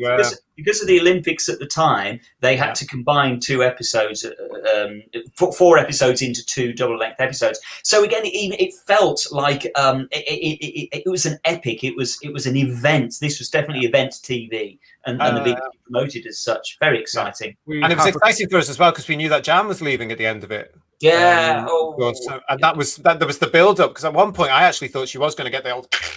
Yeah, and it's funny though because I know Janet Fielding is still. I don't think she's too keen on her. No, who is? Her exit was rubbish. Let's face it. Come on. No, I don't agree. I think Janet Fielding's exit is just perfect. We may have to give a full review to this story at a later date. I think because it's a big favourite of mine. I think there's a lot of stuff in there. Love it. Another picture here and a quote from Phil Collinson, who's the producer on It's a Sin. Phil Collins. He's got slightly more hair. Phil Collinson. Phil Collinson was the producer on Doctor Who, of course, during the RTD era, and he's the producer on It's a Sin too. I've worked a lot with Daleks, obviously, and they still make me a bit giddy. A bit excited, a bit scared. They're just beautiful. It's funny to be here on a set full of people who haven't worked with them before. It's like going back to 2005. You just see it. Everybody gets a bit gooey. Well, yeah, I can't really argue with that. He's probably absolutely right. And yeah, they've taken a little snapshot there. I think that made it onto Twitter or Instagram. Not sure which one that was. But you can see the fanboy. I mean, this guy spent 4-5 years working intensively on Doctor Who, all this time away. He's just as excited about it as he was back then. It's really nice to see. And let go of Doctor Who. He hasn't. No, he hasn't, has he? And just a reminder of everybody, this is what you've got to look for. It's a Sin starts Friday the 22nd of January, 9 p.m. on Can I guess the theme, the theme song to this song? To this show? Is it something to do with the Pet Shop Boys, anybody? No, it's too obvious. What a fantastic track that is. Wasn't that Christmas #1? It's a Sin. No, you're thinking of Always on My mind. That's the one. But It's a Sin's really good. It's a really good It's a Sin's cracker. It's fantastic tune. We definitely will count you in for that one, Alex, for our review of Resurrection. Right. And big fan of Terry Malloy. Who isn't a fan of Terry Malloy? Best Davros, in my opinion, Terry. I agree. Much as I love Michael Wisher, I agree. It's like Doctors, isn't it? I mean, I love Terry, and he's a gent, and he did an awful lot there. But I give it all the time to Michael Wisher because he was my Davros. Davros is so evil. Why didn't he make his other hand work? Why did he just have one hand? Why did he just build another hand? It was branding. I really don't. Branding. Davros was thinking of the brand. Oh, right. Okay. Fair enough. He's got neither for his other hands anyway. Yeah. Oh, Well, he you did. know, if he wants to scratch here and he wants to scratch here, you'll have to kind of. It depends. Because if you're, Scratch my shoulder. but if you were around, of course, in the late 80s and you were Davros working for Dapol, you were given two hands anyway. Yes, Yeah, that's true. And then they just cut one off at the elbow. Just get They rid did, of didn't they? one off the Oh, we elbow. made a mistake. Nobody Chop. will notice. We And then when we he comes did back, have they go on. we did have Sorry, some Dan. more. We did have some more news from Russell T Davies. I don't know if I'm allowed to play this or not. I think I probably can get away with it because it's been absolutely everywhere. Yeah, go This Don't thi- do it. Don't do it. don't do Not it. live. This broke on the One Show last night. We'll see if Oh, I can no. play Does this. that still But go? first, we want to quickly talk about something our viewers know and love you for, Russell. Doctor Who, Yeah. right? Oh, yes. That lovely show. Because are we right in thinking that there may be a new Russell T Davies Doctor Who script on the way? Well, it's a strange thing. I reached into one of those boxes you have at home full of old papers and old bills, and I found this, which is a Doctor Who script I wrote in 1985 on an electric typewriter in a bed sit in Cardiff. And I think someone's going to make it. They're going to make it. My friend Scott Hancock's going to make an audio version of this with a company called Big Finish. So that'd be nice. Oh my Brilliant. gosh. And yes, Big Finish went straight onto Twitter and went, "Oh, he's just blown one of our Oh, we have a leak. one of our Yeah. big projects." Yeah, brought it live on. And this is a story that he wrote in 1985 when he was living in a bedsit in Cardiff. It's called Mind of the Hodiak. I've got it written down here, and it'll be it's for the 6th Doctor and Perry. And Russell described Perry. it. Thought, you've brightened up now a bit, haven't you, dear? Yes, Love because Perry. he talks about this. Russell T Davies during the second lockdown towards Christmas. He was on Twitter and he'd been through all his boxes and pulled that out, and he put a page of it up on Twitter. This was around mid-December, and he described it as, he said it was a great big cosmic adventure, but all focusing down on an ordinary family. Come and bid Big Finish, he'd said in jest, and bid they did. So yeah, I'll definitely be grabbing That's that. quite surprising. That interview, they didn't say "look behind you" because there was a Cyberman right behind him, wasn't there? Did you not notice the Cyberman head behind him? Yeah. Anybody notice it? Yeah, I saw that. Yeah, There you yeah. go. They didn't say that. Look behind you. That would have been quite fun. all about Russell T Davies this week. Let's have a check in the comments section, see what's the next. Daniel Leach, the next Davros will be female. Well, that is true. No. I do hear that is happening in the next series. I believe it has been cast. And of course, Davros is being played by Dame Judi Dench. With no makeup. Love her. Love Dame Judi. DJ, we love you. Mwah, mwah, mwah. I'd love to see Judi Dench in Doctor Who, but Probably have two hands as well. Probably. well, you know, I'd cast her as the Black Guardian. I think. Would you? Yeah, Well, you see, back in the 80s when Resurrection came out, it was Resurrection as well. Alex will probably be aware of this. The press went on to saying that Davros looked like Violet Carson, who was playing Ina Sharples in Corrie a few years previous. And that never got out of my head. And every time I see that now, I thought, oh yeah, look, there's Ina in the Ina Sharples.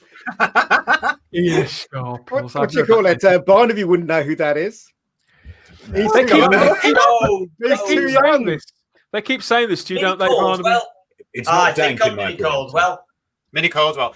If you don't know who these people are, YouTube them. Go and look up some No, don't. classic You don't know who British they are. telly. If you don't know, Is, who is it in black and white? You know, Yeah. I ain't Some got of it time for is. that. No, Yeah, black yeah. and white Uncle, because she was Yeah, in yeah. it for about Yes, she 20 was. years, I think. No, it's about 340 years, I think she was in it for. She was in the very first episode, and she went through She until her was. death, Violet Carson. God She love was. her. they've She got used a to have little that bit. net thing on her head, didn't she? The net on her hair. Very northern, yeah. No, We've got one final item, of retro news here. Last week we had three glorious book covers, if you remember, for Yes. the brand new wave of Target books that are coming. And we've got, of course, there's 7 of them all in all, and we have another 3 here, retro-y, Chris Achilleos style from BBC Books for the TV movie Dalek and the Crimson Horror. Now, of course, the TV movie book has been out before.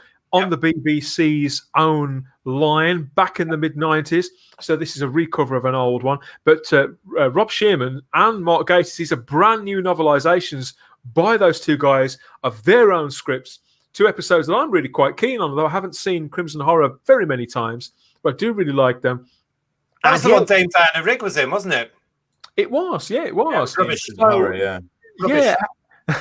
So here we are with these 3 covers, and initially I wasn't. There's something about taking a style that's identified so much with one other guy and recapturing it digitally for the most part. I don't know. It just feels. I know why they're doing it, but I still would rather they get new artists with their own styles. Under the Target brand, but I don't know. Flattery. I do like Chris's one. The highest form of flattery. I like the Dalek cover. That has grown on me. That has grown on me. It's got a touch of like yours behind. You've got the Death of the Daleks cover behind you there, Simon, on the wall. And I think that what they've tried to do with that, with Dalek, is to emulate that cover. Even though that's not an Achilleos cover, they've tried to emulate it a little bit.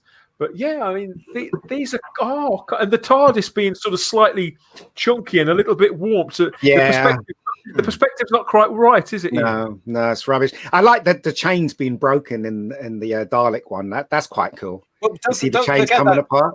The inspiration for that police box there comes from the original Achilleos Dalek book. Yeah, it does. Yeah, that's why it feels a little more. It's an echo. Yeah. I believe these are done by Stuart Crouch Creative. The worst one's got to be the Matt Smith one. Matt Smith, I don't like the Matt Smith one. The other 2 are okay. I don't mind. Do you know what worries me about this whole thing? I'm not going to buy these 3, and I'm certainly not buying the one you're about to flash up. But I will buy the 3 that are missing from the shelf behind me, the 2 Dalek ones and Pirate Planet. I'll have them. But it's quite worrying in a sense, because if they're going to go ahead as they're going to do and novelize the modern era, how many episodes is that so far at $7.99 per go? I'm not climbing on that bandwagon. They are. I mean, I've read some of them. Have you read any of the new Target books, Barnaby? Have you? Because they put out a range 3 or 4 years ago with Dave the Doctor and Rose. Catholic? No, I've actually never read any of the Target ones. I'm still working my way through the Virgin New Adventure ones. Because those sort of like, I don't know, I just reading kind of like novelizations of the TV show. I'm like, I've never really sort of done that, because I'm sure they put in new information and different kind of points of view. And that's interesting to some people. But I kind of want news stories, and I agree. I agree with you, Barnaby. I honestly can't quite see the point of novelizing recent stories like this. There was a reason why the Target books were there, and that was because, as we've said a million times, we were never going to see these stories again. There was only one chance to see it on television, so they novelized them and sold the novelization to us, and that was our record of the show. So, and there was a reason for that. But I just cannot see the point in novelizing. Maybe something. Maybe something like Dalek, where I dare say they're going to bring a lot of extra stuff to it. But the TV movie, is anybody really desperate for a novelization of the TV movie? And I know it was brought out at the time, but it really is. I mean, maybe the TV movie book will actually explain what the hell is going on. I mean, that'd be quite nice. Was that what that ending was all about? You've just Barnaby. Barnaby. I love the TV movie, but what was that ending? That ending made no sense whatsoever. The novel Barnaby setting alarm clocks.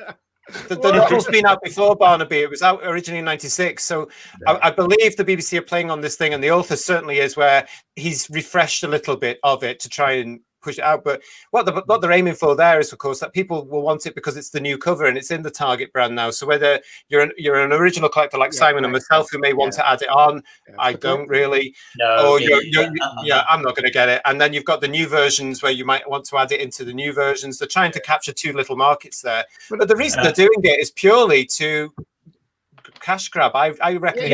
Remember because when how many episodes are there going to be? They used to do novelizations of movies, didn't they? And in those days, you didn't have the air chesters, or you couldn't just watch on the computer. So you had the novel, so you can remind you of the movie. That's why people. That's why there's a reason for it, and it's why it's pointless now.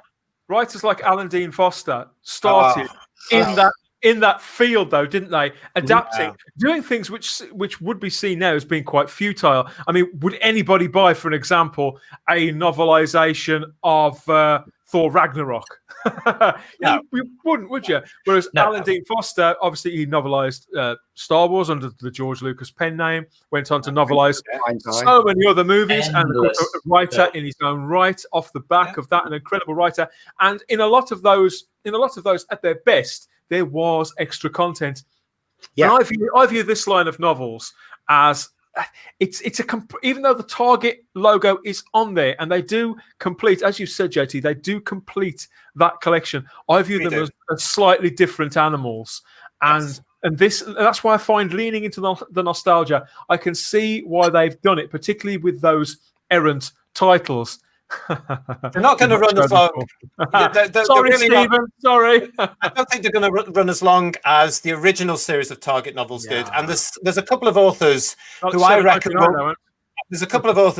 will become this version of Target books, because it's not Target books really. It's BBC books. It's Penguin. It's just losing the name.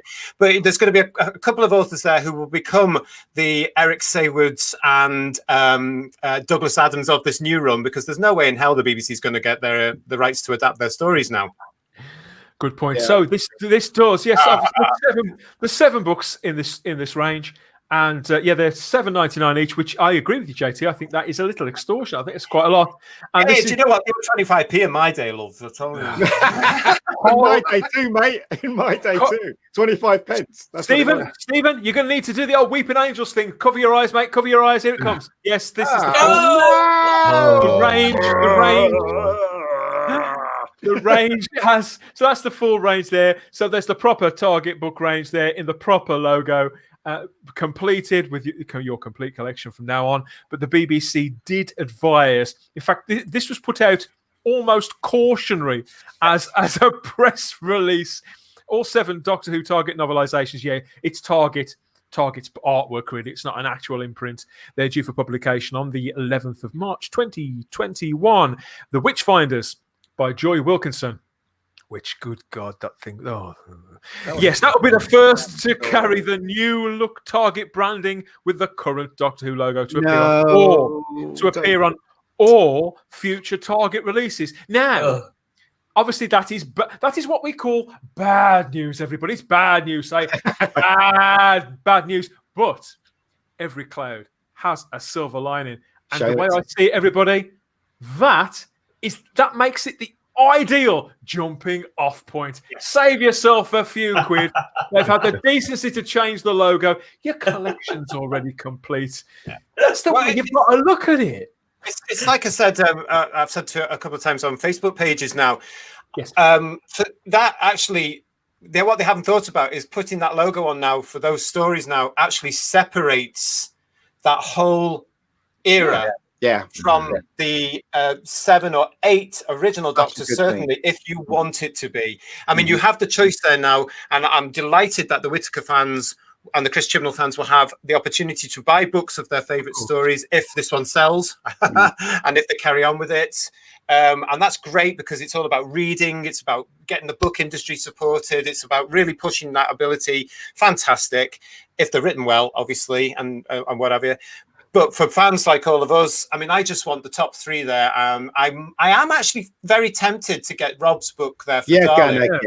I'm quite excited about that, because that would be quite interesting to see how he writes. But I'm not interested in he's written several novels. Am I right in thinking, Barnaby? He's written several novels since he worked on Doctor Who.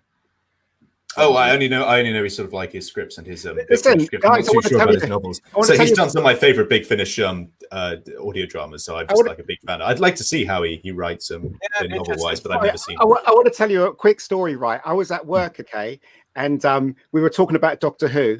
Right, and these people that's part of my crew don't know anything about Doctor Who, but they know Doctor Who, if you know what I mean. They were normies, and I said they're going to have a black woman as the Doctor, and they all laughed at me.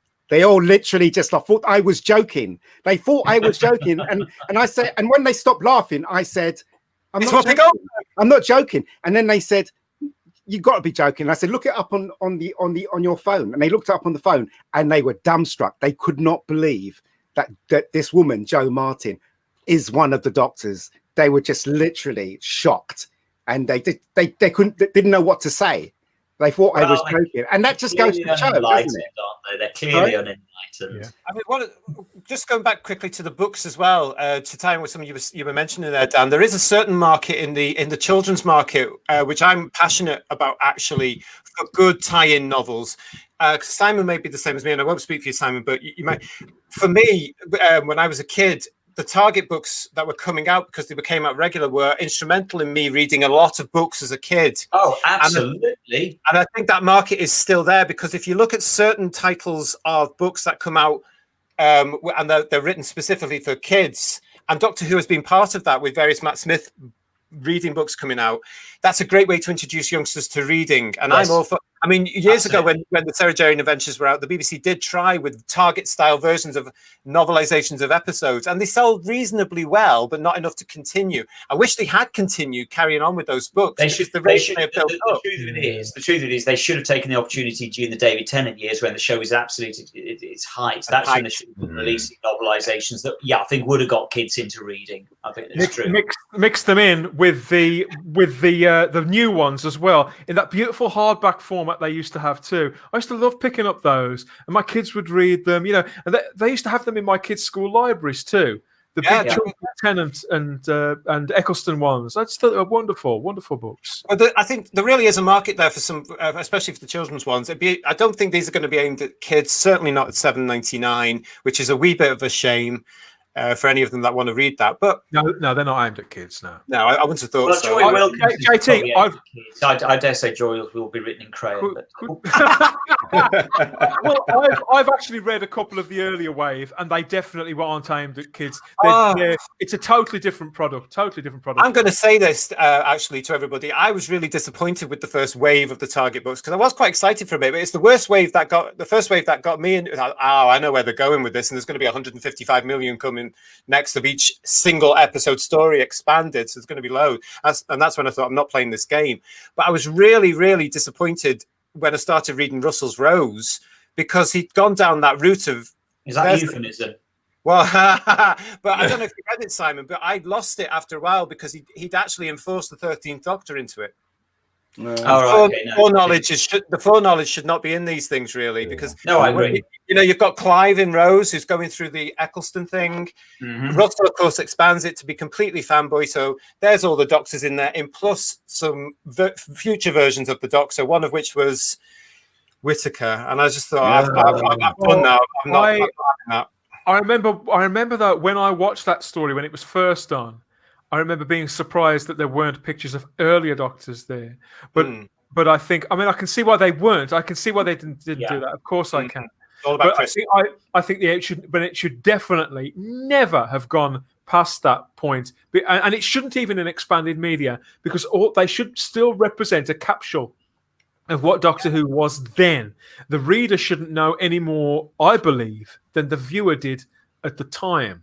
I think they're diluting something somehow when they do that, and I can accept that other people out there may feel differently, and the more texture the better, or whatever. But I just don't think it needs that, and it's a strong story anyway.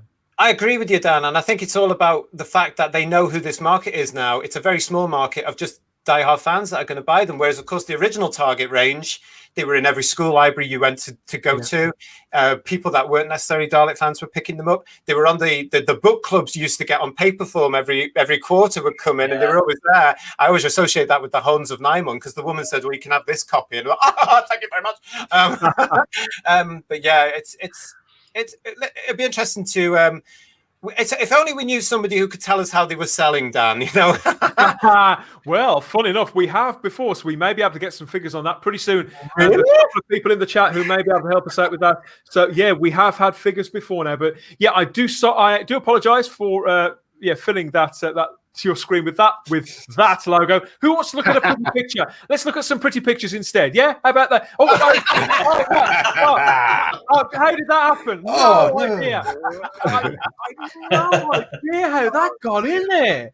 But this is the new Davros. This is the new Davros in prettier picture. This is the very latest work of Clayton Hickman, late of Doctor Who magazine, and who does so much design work on Doctor Who books and DVDs in the past. And as anybody who watches these videos knows, and maybe follows him on Twitter, he's just wonderful when it comes to colorizing these black and white images. These have always been black and white. They were never in color. He's gone back to this beautiful picture. That's William Russell there, William Hartnell, and William Russell's daughter, Vanessa. She looks like one of the Dalek operators. I mean, they were hiring quite young back then.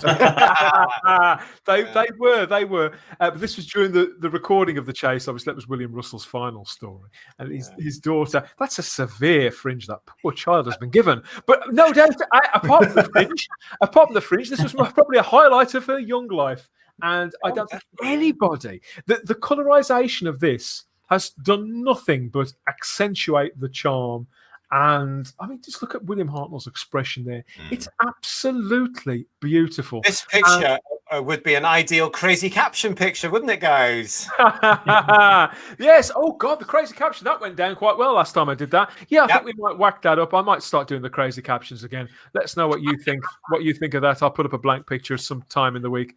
But it's really funny with these pictures. It kind of brings you closer, doesn't it? I mean, when you look at this picture now, you think to yourself, "My God, at that time, you know, Doctor Who was new and it felt new," and you know what I mean. It just makes you feel all a bit fuzzy when you see pictures like this, doesn't it? Yeah, it really does. For me, anyway, I just look at it and just think, because I started with Hartnell, and I look at it and go like, "Oh, You started with grandfatherly place." Again, like, "Get the hell out! It's my turn."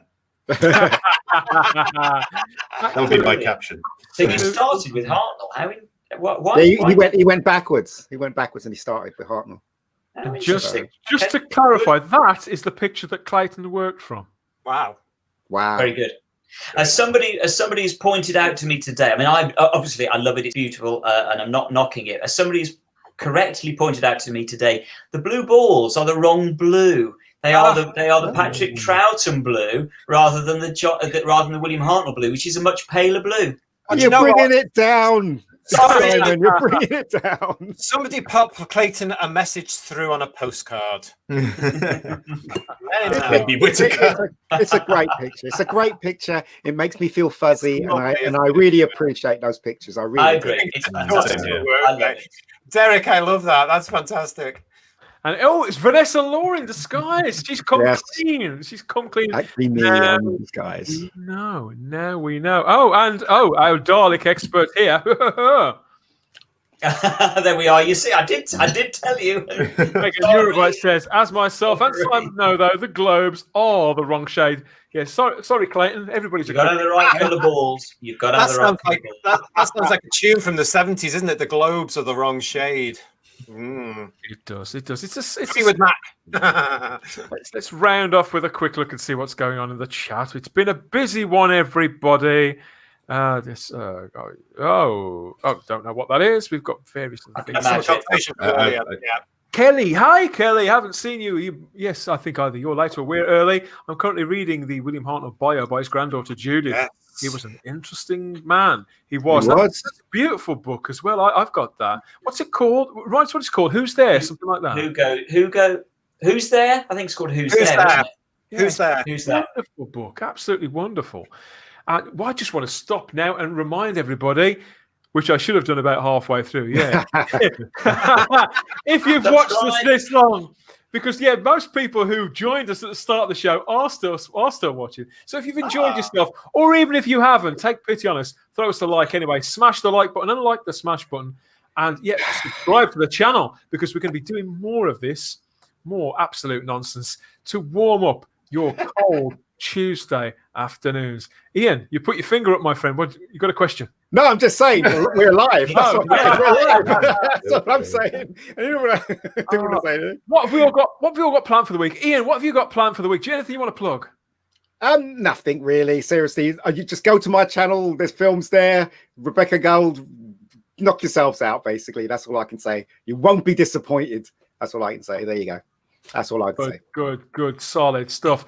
Simon, I understand that although you can't say too much at the moment, I understand you've been working on something today, haven't you? Which will be coming our way in the near future. I've been doing a podcast this morning all about Death to the Daleks. Can't tell you much about it. We all I can say is we talked for 2 hours about Death to the Daleks. Holy cow! That must It have can been be done. agony. And this is all. I mean, what I can tell you is it's for a podcast for Neil Cole's Museum of Classic Sci-Fi. Go and if you're not already a patron of the museum, go and become a patron, and you will get the podcast, and you get a fantastic magazine that Neil has put together all about the Exelon mask that is on display in his museum. So I'm giving a really, really big thumbs up to Neil Cole today, and we just geeked out, as I say, for 2 hours on Death to the Daleks, and it'll be coming to a podcast channel to you soon, as Neil's I understand. exhibition. Neil's exhibition is one of the places I can't wait to get to after all this nonsense. You will love it. You will love it. Wait to visit. Yeah, I would recommend it to anybody. The first place any Doctor Who fan should get to once COVID lets us get out there is Neil's museum. Let's do a live podcast, guys, from Neil's exhibition. What a good idea. Let's all meet up there. We'll go for a drink. And we'll do it there. Funnily enough, that if it wasn't for lockdown, that was actually going to happen when he reopened late last year. Neil had very kindly invited both Simon and myself up there as sort of roving reporters to do our first OB, an outside broadcast. That would be brilliant, and wouldn't honestly, it couldn't happen in the end. It couldn't happen. Yeah, there'll be more information on that coming soon. You won't have to go too far to find any of that. What else have we got? Yes, I wanted to have a word. Oh, Barnaby, yes. What are you going to do for the rest of the week? Have you going to finish off your Trial of the Time Lord marathon, or are you going to dip around? Yep. I'm going to finish that off, and I've also really got into The Expanse. Has anyone seen that? I love the The first episode got me, and I thought, oh yeah, okay, I'm going to carry on with it. Wow! So I'm pleased you said that. That's great. Oh, it's amazing. I've just been because I'm a big Firefly fan, and I've got a soft spot for those sort of spaceships where it's like moves around because of the thrusters. So I was already hooked for that. But it's amazing. It's an example of completely. I mean, it's an example of a brilliant themes, brilliant characters, diverse cast done right. It's just if you haven't seen it, I just really what's it on, Barnaby? Amazon Prime at the moment. Amazon. Okay, where are you up to? How far have you got so far? I've just got up to the first episode of season 2. Oh right, so I'm way behind. Right, cool, excellent. I've only seen the pilot. I did really, really like it, and now I've just wrapped up with a couple of shows. I can start watching this. Do you know what I've been watching? Season 1 of Buck Rogers. It's really good. That's enemy. That's a series. All my respect. Old school Doctor Who fans, we bear a grudge. We really do. I know. That's why I said it. I'm with you. Yes, talking about the late 70s, talking about 1980. Time for me to plug this. Teleport Blake 7 podcast here on the Spacebook channel and on the Spacebook's podcast feed. 4 episodes already been let out into the galaxy there. Talking about the classic late 1970s and early 80s BBC sci-fi series. So if you're a fan of Blake 7, you can find on this very channel enhanced video versions of all 4 of those shows, myself and my guests, an assortment of guests covering various aspects of Blake 7. Great conversations, even if I say so myself. People out there seem to like them. We've recorded several more already. There's more of that coming. If you've enjoyed this, you could enjoy those. This was the first series, the first season of Type 40 Live, which ran last year between the summer and Christmas time. 10 live streams, more nonsense like this. Some of it even longer. A couple of those run to about 3 hours. But yeah, lots of different subjects, lots of different guests. We had Alex Storer in from Blackpool Remembered at one point. Who else did we have? We had Bob Baker and Paul Tams from K9 Official. That was glorious. We had lots of people from all over YouTube. We had Blue Bonnet Whovian. We had Gary Beekler. We had Bowles-Trek, Big Bad Bowles-Trek. He was here. Lots and lots of great conversations, lots of great guests, and more to come over the following weeks. And more Doctor Who podcasts drop on this very channel. Subscribe, like, share, get on board the Type 40 for more. That about wraps up, I think, everybody. Ooh, lots of Daleks. It's a sin. Yeah, this Friday. Let us know what it's like. I will be watching it on all 4. Now I know what I can do. I know for certain what we can do about the license fee. I'm thinking what Simon won't be watching it because he says that we'll be breaking the law if we watch it. Yeah, can't do it. We just can't do it. I think what I may start doing is getting some sources because this is a subject that we do return to it quite a lot. So getting some sources and getting some links that you can trust out there if you're in the UK, because there is a definite move, there's definite subterfuge, as you could say, and an effort to cloud the public perception of the TV license on what is legal and what isn't. And I think, the information is out there, the correct information, but you really have to go and look for it. And between us, I think we can try and sort of get a list, maybe bullet-pointed list of trusted links for anybody who's weighing up whether you should or should not get rid of your TV license at this moment. Because I feel we talk about it so often, or I do, that the responsible thing to do would be to give you the right information that you need to go forward. Absolutely.